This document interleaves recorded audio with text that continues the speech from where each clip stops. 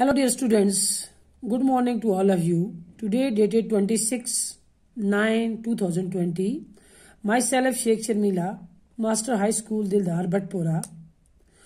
Today आज का जो हमारा टॉपिक है वो हमने फंडामेंटल यूनिट ऑफ लाइफ से लिया है, सेल से. थोड़ा सा मैं आपसे डिस्कस कर लूं ऑब्जेक्टिव टाइप यानी कि मल्टीपल चॉइस क्वेश्चन जो है थोड़ा सा मैं डिस्कस कर लूं आपसे. आप लोग जब एग्जाम में जाते हैं तो आप जाकर वहां घबरा जाते हैं. घबराने की कोई बात नहीं है. आपको किताब को थॉरली पढ़ना है, पूरा गौर से पढ़ना है. जब आप एग्जाम में जाएं या एग्जाम आप कंडक्ट कोई भी करें, आपको डरने की जरूरत नहीं है. वहां आराम से आप क्वेश्चन का आंसर दे सकते हो. सपोज आपके पास अगर आपको यहाँ पर ऑब्जेक्टिव टाइप क्वेश्चन आ गया या मल्टीपल चॉइस आया तो आप डर जाते हैं, बोलते हैं भाई अब क्या करें, अब हम कौन सा सही लगाएं, कौन सा सही होगा. आप क्या करते हैं, पहले एक को क्रॉस करते हैं, वो टिक करते हैं, फिर क्रॉस करते हैं, टिक करते हैं, वो क्रॉस करते हैं. वैसा नहीं करना है. आपने कॉन्फिडेंस से पूरे तरीके से अच्छी तरह से सोच समझ के एक ही आंसर को टिक करनी है, एक ही आंसर को जवाब देना है ताकि आप डबल माइंड ना हो जाएं. जब आपने थॉरली पढ़ा होगा, सपोज आपके पास पहला क्वेश्चन है the largest cell in the human body is. सबसे बड़ा सेल जो ह्यूमन बॉडी के अंदर वो कौन सा है आपको पता होना चाहिए. नर्व सेल है, मसल सेल है, लिवर सेल है या किडनी सेल है. सपोज आपको पता है कि नर्व सेल जो है, पहले का जवाब जो है वो ए है. पहले का जवाब अगर ए है नर्व सेल सबसे बड़ा लार्जेस्ट सेल है ह्यूमन बॉडी के अंदर, जैसा कि हम जानते हैं, हमने बुक में पढ़ा है अच्छी तरह से. तो आपने यहाँ पे उठाना है अपना कलम और इसको टिक करना है. हो गया आपका. अब आप उठेंगे यहाँ, इसको टिक करके फिर मसल सेल को टिक करेंगे, किडनी को करेंगे, लिवर को, ये सारा गलत हो जाएगा. ऐसा आपने नहीं करना है. आपने अच्छी तरह से पढ़ा है, आपको याद है, तो आपने किसको टिक की, नर्व सेल को. दूसरा जो है the barrier between the protoplasm and the other environment in an animal cell is cell wall, nuclear membrane, tonoplast and plasma membrane. तो हमें पता है इसमें आएगा प्लाज्मा मेम्ब्रेन, क्योंकि बैरियर कौन सा है इसमें, प्लाज्मा मेम्ब्रेन. अब तीसरा क्वेश्चन जो है the term cell was given by, ये तो अच्छी तरह से आपको पता होगा कौन है. लीवन हुक है, रॉबर्ट हुक है, फ्लेमिंग है या रॉबर्ट ब्राउन है. रॉबर्ट ब्राउन है. कौन है, रॉबर्ट हुक. ये जो मतलब टर्म सेल जो है ये किसने दी है, रॉबर्ट हुक ने. और तो हमने इसी को टिक करना है. किसको करना है, हमने इसको tick. Who proposed the cell theory. Cell theory किसने प्रपोज की, Schleiden and Schwann, Watson and Crick, Darwin and Wallace, Mendel and Morgan. किसने की है ये, अगर हमें सही पता है तो हमने इसमें क्या करना है, शील्डन एंड सकवान. उसके बाद A plant cell differ from an animal cell is in the absence of. Plant cell जो है वो एनिमल सेल से डिफरेंट है. ये हमने अच्छी तरह पढ़ना है कि प्लांट सेल में और एनिमल सेल में डिफरेंस मैंने आपको बताई हुई है, आपने पढ़ा हुआ है कि दोनों में क्या डिफरेंस है. पहला endoplasm reticulum, mitochondria, ribosomes and centrioles. ये चार यहाँ दिए हुए हैं. अगर आपने अच्छी तरह से पढ़ा है कि भाई इसमें कौन सी चीज डिफरेंट है, एंडोप्लाज्म रेटिकुलम दोनों में होता है, माइटोकॉन्ड्रिया दोनों में होते हैं, राइबोसोम्स दोनों में होते हैं, सिर्फ क्या नहीं होता, सेंट्रियोल्स. क्या नहीं होता, सेंट्रियोल्स. अब जो सेंट्रोजोम है, centrosome is found in. Centrosome किस में पाए जाते हैं, साइटोप्लाज्म, न्यूक्लियस, क्रोमोसोम्स या न्यूक्लियोलस, है ना. जब आपने अच्छी तरह पढ़ा है कि भाई ये किस में पाए जाते हैं, साइटोप्लाज्म में, तो आप इसको टिक करेंगे. और आपका अगला क्वेश्चन बहुत अच्छा क्वेश्चन है. The power house of cell is, आप सब जानते हैं, क्लोरोप्लास्ट है, नहीं. माइटोकॉन्ड्रिया है, 100% यही है.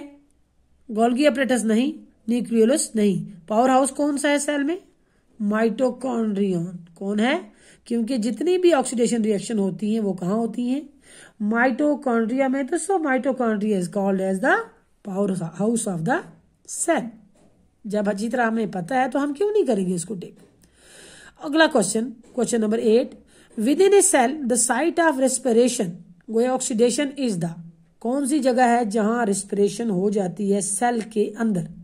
सेल के अंदर कौन सी चीज रिस्पॉन्सिबल है रेस्पिरेशन के लिए, ऑक्सीडेशन के प्रोसेस के लिए, है ना। ये है राइबोसोम्स है नहीं, गोल्गी अपरेटस है नहीं, माइटोकॉन्ड्रिया बिल्कुल बिल्कुल, एंडोप्लाज्म रेटिकुलम ये भी नहीं। अब अगला question number 9, which is called the digestive bag. Digestive bag किसको कहते हैं सेल के अंदर? सेंट्रोजोम्स को, लाइसोसोम्स को, मीजोजोम्स को और क्रोमोजोम्स को, है ना। आपको अच्छी तरह पता होना चाहिए कि यहाँ डाइजेस्टिव बैग कौन से हैं? लाइसोसोम्स। लाइसोसोम जो है ये क्या है? Digestive bags.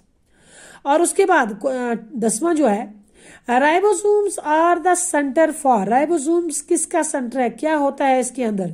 राइबोसोम्स किसके लिए रिस्पॉन्सिबल है? ये रेस्पिरेशन होती है इसमें? नहीं। क्या होता है फिर? फोटोसिंथेसिस होती है? हरगिज नहीं। तो क्या होती है? Protein synthesis. Very good. क्या होता है इसमें? Protein synthesis. जब आपको पता होगा यहाँ प्रोटीन सिंथेसिस होती है तो आप इसको यहाँ पर इसका जवाब ये लिख सकते हैं। फैट सिंथेसिस नहीं, ये नहीं होती है, बल्कि प्रोटीन सिंथेसिस किसके जरिए होती है? राइबोसोम्स के जरिए। अगला जो है 11, क्वेश्चन नंबर अगर 11 है, double membrane is absent in. Double membrane absent होती है किस में? देखिए आपको अच्छी तरह से याद है, आपने पढ़ा है ये सारा। डबल मेम्ब्रेन जो है एब्सेंट होती है किस में? माइटोकॉन्ड्रिया में नहीं, इसमें होती है। क्लोरोप्लास्ट होती है, न्यूक्लियस होती है, सिर्फ किस में नहीं होती है? लाइसोसोम्स में। लाइसोसोम इसका आंसर है ना। उसके बाद सेल ऑर्गेनल।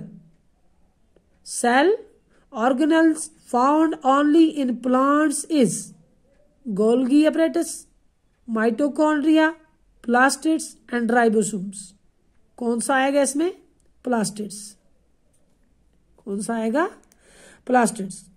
उसके बाद अगला क्वेश्चन जो है, organisms lacking nucleus and membrane bound organelle. और वो ऑर्गेनिज्म जिसमें न्यूक्लियस नहीं होता या मेम्ब्रेन जिसमें मेम्ब्रेन बाउंड ऑर्गेनल होते हैं उसको क्या कहते हैं? डिप्लॉइड्स, प्रोकैरियोट्स, हैप्लॉइड्स, यूकैरियोट्स। आप हमें पता है उसको क्या कहते हैं?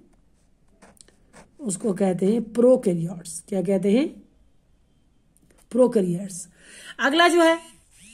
अगला जो है जैसे हमारे पास यहां आता है animal cells is limited by. Animal cell जो है ये लिमिटेड होते हैं किसके जरिए? प्लाज्मा मेम्ब्रेन, शेल मेम्ब्रेन, उसके बाद सेल वॉल, बेसमेंट मेम्ब्रेन, है ना। तो इसमें आता है प्लाज्मा मेम्ब्रेन।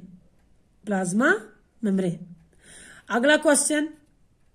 हमारा अगला क्वेश्चन है, the network of endoplasm reticulum is present in the network of endoplasm reticulum का नेटवर्क प्रेजेंट होता है कि इसमें न्यूक्लियस में, न्यूक्लियोलस में, साइटोप्लाज्म में या क्रोमोसोम्स में? तो किस में प्रेजेंट होता है ये? साइटोप्लाज्म में। किसमें? साइटोप्लाज्म में। अब अगला question 16, lysosomes are reservoir of. Fats के रिजर्वर हैं, आरएनए के रिजर्वर हैं, सेक्रेटरी ग्लाइकोप्रोटीन्स के रिजर्वर हैं या हाइड्रोलिटिक एंजाइम्स के ये क्या है? रिजर्वर। कौन? लाइसोसोम्स। तो लाइसोसोम्स भाई ये किसके हैं? हाइड्रोलिटिक एंजाइम्स जो है इसके रिजर्वर कहा जाता है इसको। किसको? लाइसोसोम्स को। तो यहां तक हमारा जो है ये आज का। इंशाल्लाह हम अगला जो है वो कल देखेंगे भाई इससे आगे क्या होता है। यहां तक ये जो है आप इसका स्क्रीनशॉट ले लीजिए, आप अच्छी तरह से याद करें। शुक्रिया।